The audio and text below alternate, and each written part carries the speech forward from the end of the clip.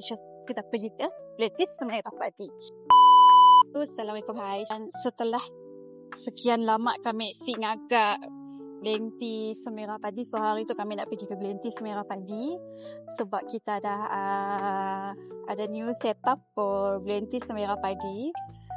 Kami dah dalam 2-3 minggu je lah pergi ke situ sebab Blentis Semerah Padi di pos gila sebab lagi dalam proses untuk recovery, okay? Tak boleh tanggal lah di situ Blentis Semerah Padi.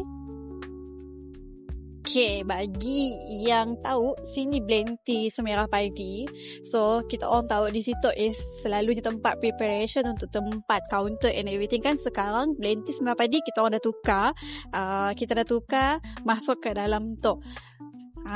Tu adalah new layout pakai Blentis Semerah Padi. So mana yang nak order boleh masuk dalam terus.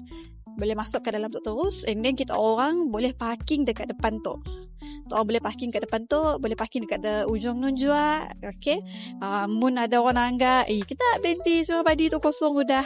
Sebenarnya kamu orang dah berpindah ke dalam tu. Okay. Apa menu yang ada? Okay, menu Blentis semua ada dekat situ.